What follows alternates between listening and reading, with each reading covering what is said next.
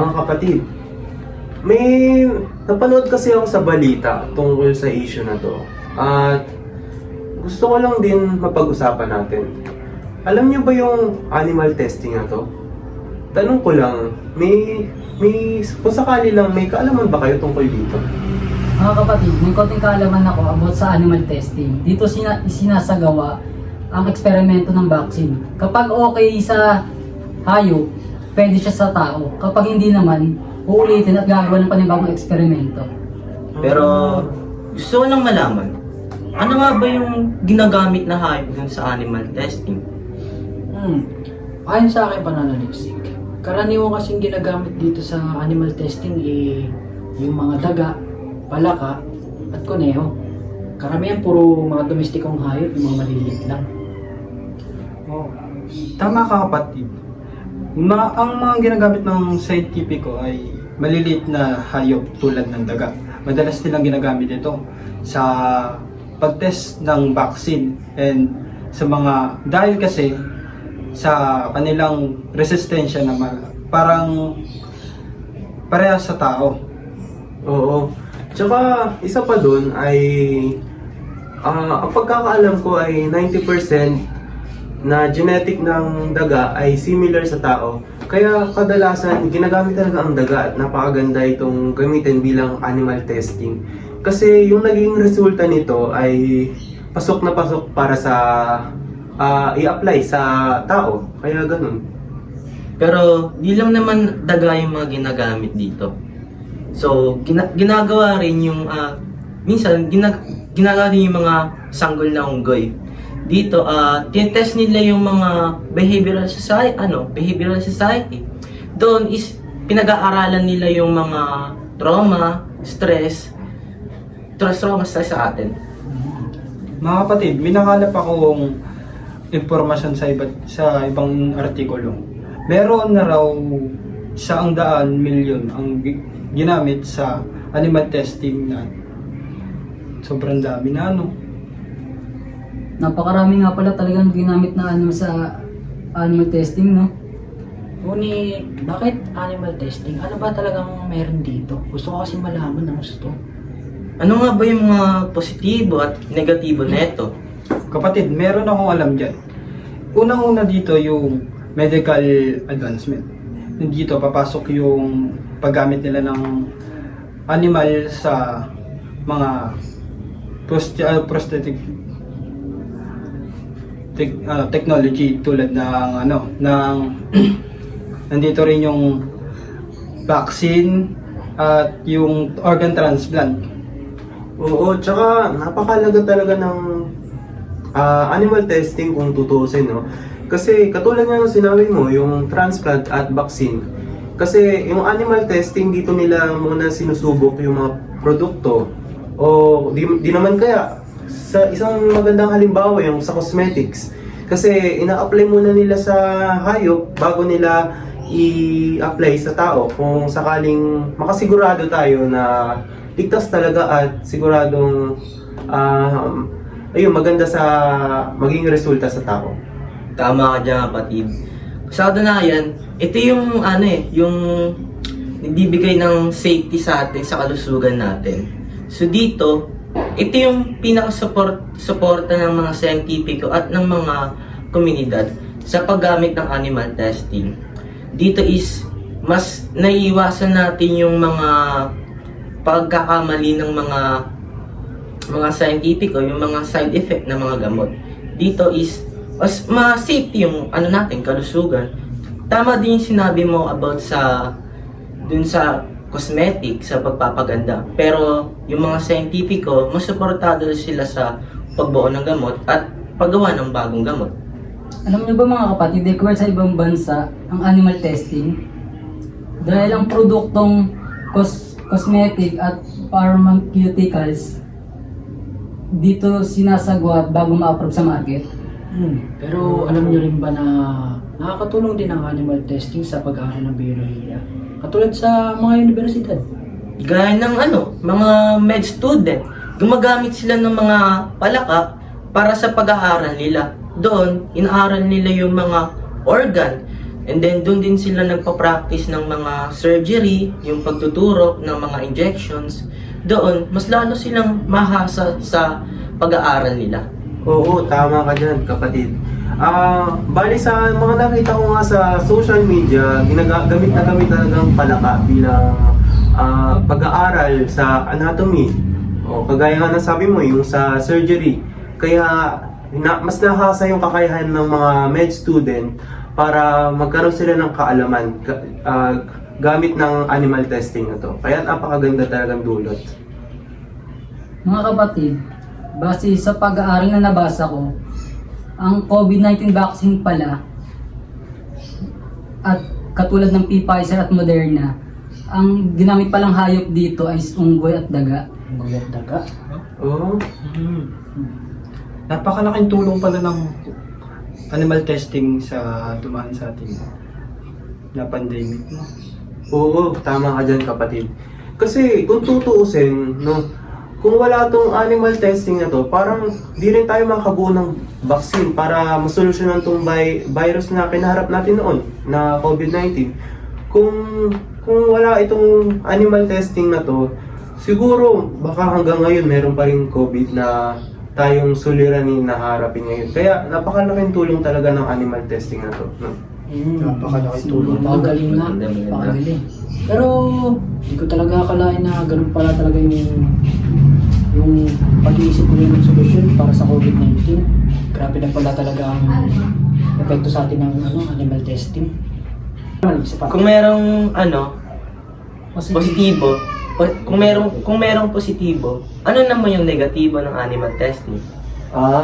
Isa sa mga negatibong epekto ng animal testing ay ang nakalap ko sa balita na tungkol sa animal transplant, na kung saan ay ginamit yung kidney ng baboy at in-apply siya sa tao.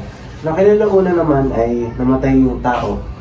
Dahil dito, masasabi ko rin na may mga negatibong epekto rin pala ang animal testing at hindi maiwasang maling resulta. Kapatid, gusto ko lang tugtungan yung sinabi. Siguro kung napag-aralang mabuti, yung kidney transplant ng hayop sa tao, siguro hindi lang buwan, o sabihin na nating taon, yung itatagal ng buhay ng tao na nagpa-kidney transplant. Tama ka dyan. Pero mga kapatid, may nakalap akong batas na nagsasabing ang Animal Welfare Act 4,485 na nagbabawal ang pananakit at pag-aabuso sa mga hayop. Nilagay noong Mayo 1998. Sangayon ako dyan sa artikulo mo tungkol sa mga hayop. Pero sangayon din ako dahil mayroon nga mga tao na nag-aaway dahil pinapailan nila ng mga moralidad dahil mas mahalaga nga rin daw ang mga buhay ng mga hayop. Tama. Kasi kung tutuusin ay ang animal testing talaga ay nagdudulot ng kasakitan at kamatayan din ng mga hayop. Katulad na nga lang ng isinagawang proyekto at proseso na method na hydrase na kung saan ay nilalagyan ng chemical ang mata ng mga hayop katulad ng hamster at kinalaunan ay nabubulag sila at nakakaresulta ng maling resulta na pagkamatay. Tama. Marami ding nasasaktan at namamatay na hayop dahil din sa animal testing na yan. Kung ganun na kaya kataas ang Successful success rate ng animal testing dito ngayon sa Pilipinas? Kapatid, hindi tiyak ang successful rate. Maaring bumaba at o tumaas ang success rate base sa tagal o sa anong eksperimento ang kanilang ginagawa. Kung hindi tiyak, ibig sabihin malaki rin ang nasasayang na gastos sa mga eksperimento na to. Siguro nga, kasi kung tutuusin, may mga project din ng animal testing ang nagiging failed at hindi nagiging successful. Na kung saan ay gumagastos sila ng napakaraming pera, pero ang naging resulta nito ay hindi rin pala maganda. Kaya para sa akin, hindi talaga may mga panahon talaga na ang pera ay nasasayang dahil dito. At saka, yung panahon din.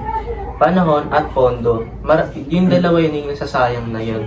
Dahil nga, di naman natin masabi na laging perfecto ang test. So, maraming nasasayang na hayop, na oras, and pondo. Kung ganun, madami nga talaga nasasayang ngayon sa mga ganito eksperimento.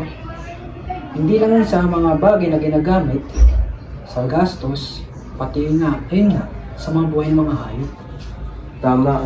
Tama. Pero kung sa inyo ba, kung meron tayong positibong epekto ng animal testing at negatibong epekto ng animal testing, kung kayo tatanungin, meron ba kayong mga solusyon dahil sa animal testing?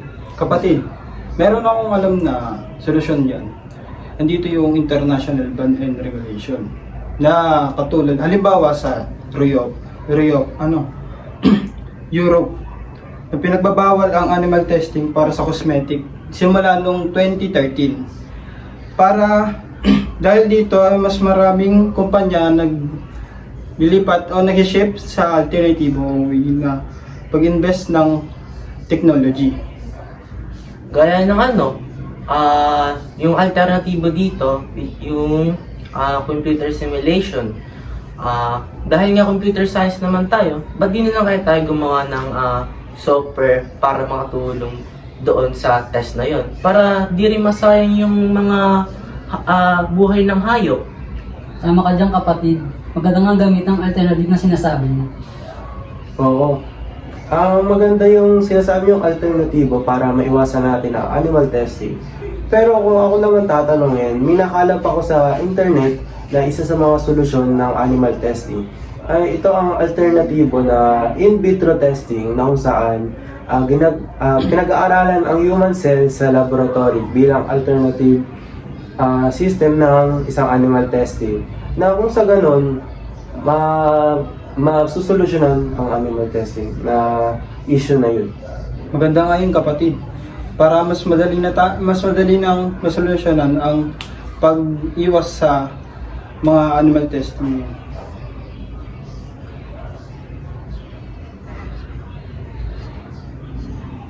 Pwede rin naman tayong gumamit ng QSAR para ma-detect natin yung chemicals sa katawan natin, para din na tayo gumamit ng kahit na anong hayop. Tama. Ganun, kapatid. Magaling at maganda ang iyong alternatibo. Pero meron din naman tayo tinatawag ng microdosing. Ano nga ba ang microdosing? Ang microdosing ay isang proseso kung saan mabibigay ng maliit na percentage ng dosage doon sa tao upang makita ang epektibo ng walang halong panganib, at ito rin yung isa sa mga magandang alternatibo upang hindi na tayo gumamit ng mga buhay ng mga hayop. Tama. Maganda nga yung alternatibo na sinabi natin bilang solusyon sa animal testing. Mga kapatid, ang animal testing ay mananatiling controversial dahil sa mga benepisyo at hamon na nakakibat dito. Tama ka dyan kapatid. Kasi ang animal testing ay lubos na talaga nakakatulong sa atin sa medical fields na kung saan ay nagkakaroon tayo ng vaccine at nakakatulong sa paggawa ng mga gamot. Hindi lang maaalinta na ito ay may ethical na resulta na katulad ng pagkakaroon ng sakit ng mga animals at pagdudusa nito at na maaaring mauwi sa kamatayan. Oo nga kapatid, upang masolusyonan natin ang suliranin nito, mahalagang ipromote ang mga paggamit ng makabagong alternatibo tulad ng brain through and testing, computer simulation, and microdosing. At sa pamamagitan din ng pagbabalanse ng agham, etika at teknolohiya, posibleng patuloy sa pag-unlad ng agham na hindi na kinakailangang magservisyo ng mga hayop. Ang hinaharap ay nakasalalay sa pagpili ng makatao at sustainable na pamamaraan. Maganda ang mga naisip nyo kapatid. Maaari na tayong gumawa ng research para makatulong at malaman ng ibang tao ang ating mga kalaman ngayong araw.